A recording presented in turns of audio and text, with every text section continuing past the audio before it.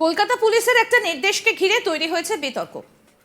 কলকাতায় নয়া police commissioner Manoj Verma জানিয়েছেন শহরের একাংশে বড় জমায়েত করা যাবে না। কলকাতা পুলিশের বিজ্ঞপ্তির বিরুদ্ধে হাইকোর্টে দায়ের হয়েছিল মামলা। এবার সেই বিজ্ঞপ্তি প্রত্যাহার করার সুযোগ আছে কিনা দেখুন, না হলে ওই এলাকার সব পুজো বন্ধ করতে হবে। কলকাতা পুলিশ কমিশনারের জারি করা বিজ্ঞপ্তি নিয়ে বললেন বিচারপতি। বিজ্ঞপ্তির ব্যাপারে শুক্রবার রাজ্যের আইনজীবী আদালতে জানান, কেসি দাস থেকে ভিক্টোরিয়া হাউস শুধুমাত্র 60 মিটার এই এলাকাটি 144 ধারা বলবৎ থাকে। প্রতি 6 মাস অন্তর এই বিজ্ঞপ্তি জারি হয়। যেহেতু এই এলাকাটা Bowbazar Hare Street traffic guard হেডকোয়ার্টারের অধীনে থাকে, তাই ওই 3টে থানার নাম বিজ্ঞপ্তিতে উল্লেখ করা হয়েছে। এই বিজ্ঞপ্তির অর্থ এই নয় যে ওই অঞ্চলের বাইরে অন্য কোনো এলাকায় 144 ধারা বজায় থাকবে। শুনানি পর্ব চলাকালীন অমিতেশ বন্দ্যোপাধ্যায় রাজ্যের তরফে জানান, 6 মাস পর অর্থাৎ 6 মাস পর পর বিজ্ঞপ্তি এক্সটেন্ড করা হয়। অন্যদিকে আইনজীবী বিকাশ রঞ্জন ভট্টাচার্য জানাচ্ছেন, সিপিএম কলেজ স্কোয়ার বউবাজার হয়ে ধর্মতলা মিছিল করতে চায়। বিচারপতি রাজস্বী ভরদ্বাজ প্রশ্ন করেন, এই থানা এলাকাগুলোতে অনেক পুজো হয়, সেগুলোর কি হবে? সরকারি আইনজীবী জানান, কেসি দাস থেকে ভিক্টোরিয়া হাউস পর্যন্ত এই 163 ধারা প্রয়োগ থাকে সবসময়। গত নভেম্বরেও হয়েছিল, এবার সেটার এক্সটেনশন হলো। এবার শুধু বেন্টিং স্ট্রিট নতুন যুক্ত করা হয়েছে। সেটা শুনে বিকাশ রঞ্জন ভট্টাচার্য বলেন, রাজ্যের এই বক্তব্য রেকর্ড করা হোক। বিচারপতি প্রশ্ন করেন, আগামী সোমবার মামলা থাকবে, তার আগে পুলিশ যদি অনুমতি দেয় তাহলে মিটে গেল, না হলে সেদিন কোর্ট নির্দেশ দেবে মিছিলে কত লোক হবে। তখন বিকাশ রঞ্জন ভট্টাচার্য বলেন, কত লোক মিছিলে হাঁটবে এই পরিস্থিতিতে এটা বলা সম্ভব নয়। বিচারপতি রাজ্যকে জানান, এই বিজ্ঞপ্তি প্রত্যাহার করার সুযোগ আছে কিনা সেটা আগামী দিনে জেনে আসুন, না হলে ওই এলাকায় সব পুজো বন্ধ করতে হবে আপনাদের। বুধবার কলকাতা পুলিশ কমিশনারের স্বাক্ষর করা এক বিজ্ঞপ্তি জারি করা হয়েছে, আর সেই বিজ্ঞপ্তিতে বলা হয়েছে কলকাতার Hare Street, Bowbazar, Raj Bhavan, high court এরকম জায়গায় 5 জনের বেশি একসঙ্গে এক জায়গায় জমায়েত করা যাবে না।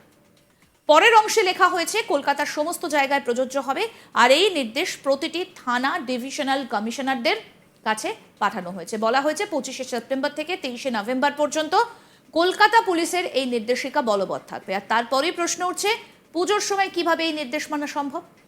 কেউ কেউ বলছেন কলকাতার কোথাও যাতে কোনো মিটিং মিছিল করা না যায় সেই জন্যই এই নির্দেশ জারি করা হয়েছে। তবে পুলিশের তরফে বক্তব্য, পুজোর আগে এই ধরনের বিজ্ঞপ্তি জারি করা হয়, এটা নতুন কিছু নয়। তবে আইনজীবী বলছেন এই রকমের কোনো বিজ্ঞপ্তি এর আগে জারি করা হয়নি। আমাদের প্রতিনিধি মানস নস্কর কি প্রতিবেদন তুলে ধরেছেন, শোনাবো এবার। হয় বিজ্ঞপ্তি খারিজ করুন, না হলে ওই এলাকার একাধিক পুজো কিন্তু বন্ধ করতে হবে। এরকমই বিচারপতি রাজস্বী ভরদ্বাজ তার পর্যবেক্ষণে জানালেন আজকে, এবং রাজ্য পুলিশকে নির্দেশ দিয়েছেন যে ওই বিজ্ঞপ্তি প্রত্যাহার করা যায় কিনা সেই বিষয়ে জেনে নিয়ে আগামী সোমবারের মধ্যে এই বিষয়টি আদালতকে জানাতে। তারপরে যদি পুলিশ কিছু না জানায় তাহলে আদালত যা নির্দেশ দেওয়া দেবে বলে রীতিমতো কার্যত প্রায় হুঁশিয়ারি সুরেই জানিয়েছেন বিচারপতি রাজস্বী ভরদ্বাজ। প্রসঙ্গত গত বুধবার কলকাতার পুলিশ কমিশনার একটি বিজ্ঞপ্তি দিয়ে জানান যে বেন্টিং হেয়ার স্ট্রিট থানা, বউবাজার থানা এবং রাজভবন, হাইকোর্ট থেকে শুরু করে বেন্টিং স্ট্রিট এই চত্বরে 5 জনের বেশি জমায়েত করা যাবে না। তারপরেই একটা বড় প্রশ্ন ওঠে যে পুজোর সময়ে যদি 5 জনের বেশি জমায়েত না করা যায় তাহলে পুজোর সময় লোকজন কি ঠাকুর দেখতে বেরোবে না, বা তারা কি কোথাও আড্ডা মারতে বেরোবে না? এইরকমই একাধিক প্রশ্ন ওঠে। একই সঙ্গে পাশাপাশি রাজনৈতিক দলগুলো যারা বিভিন্ন মিটিং মিছিল করে এই এলাকাগুলোয় সাধারণত জমায়েত করেন বা সেখানে রাজনৈতিক সভা সমিতি হয়, সেগুলোও কি তাহলে বন্ধ হয়ে যাবে?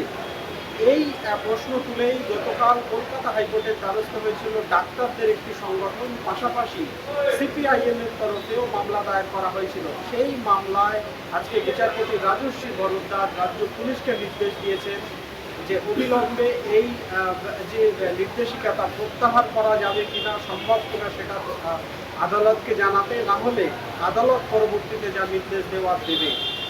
প্রসঙ্গত এদিন রাজ্যের আইনজীবী অমিতেশ বন্দ্যোপাধ্যায় তিনি জানান যে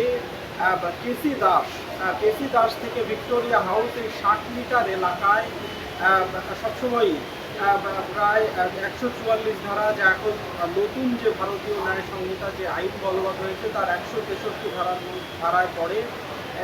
আগে 144 ধারা ছিল, সেটা জারি থাকে এবং প্রতি 6 মাস অন্তর অন্তর এই বিজ্ঞপ্তি এক্সটেন্ড করা হয়। এর বাইরে কোথাও সভা সমিতি বা জমায়েতে কোনো অসুবিধে নেই।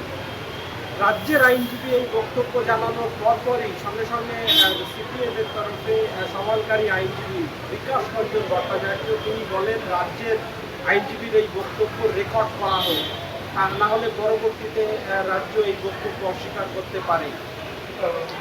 তারপরেই বিচারপতি রাজস্বী ভরদ্বাজ তিনি নির্দেশ দিয়েছেন যে ওই যে বিজ্ঞপ্তি জারি করা হয়েছে কলকাতা পুলিশ কমিশনারের তরফে, তাই যদি হয় তাহলে ওই সমস্ত এলাকার বহু পুজোই বন্ধ করে দিতে হবে, পুজো করা যাবে না। তার কারণ দুর্গা পুজোর ক্ষেত্রে একাধিক লোকের জমায়েত হয়।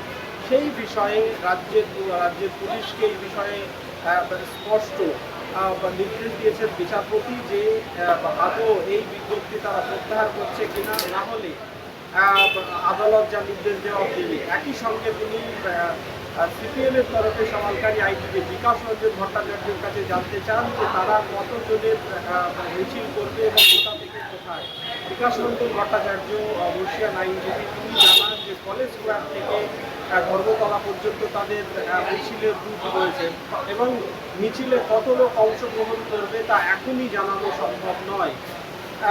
তারপরে বিচারপতি রাজস্বী ভরদ্বাজ রাজ্য পুলিশকে নির্দেশ দিয়েছেন সোমবারের মধ্যে এই বিষয়ে জানাতে, যে তারা এই যে বিজ্ঞপ্তি কলকাতা পুলিশ কমিশনার জারি করেছিলেন তা তারা প্রত্যাহার করে নিচ্ছে কিনা বা নেবে কিনা, আদৌ সেটা প্রত্যাহার করা সম্ভব কিনা। যদি না হয় তাহলে কলকাতা হাইকোর্ট যা নির্দেশ দেওয়া দেবে আগামী সোমবার। কলকাতা পুলিশের নির্দেশ আর এই নির্দেশকে ঘিরেই কিন্তু তৈরি হয়েছে বিতর্ক। কলকাতার নতুন পুলিশ কমিশনার মনোজ ভার্মা তিনি কি নির্দেশ দিয়েছেন, না শহরের একাংশে বড় জমায়েত করা যাবে না। কলকাতা পুলিশের বিজ্ঞপ্তির বিরুদ্ধে হাইকোর্টে দায়ের হয়েছিল মামলা। এবার সেই বিজ্ঞপ্তি প্রত্যাহার করার সুযোগ আছে কিনা দেখুন, না হলে ওই এলাকায় সব পুজো বন্ধ করতে হবে। কলকাতা পুলিশ কমিশনারের জারি করা বিজ্ঞপ্তি নিয়ে বলেছেন বিচারপতি।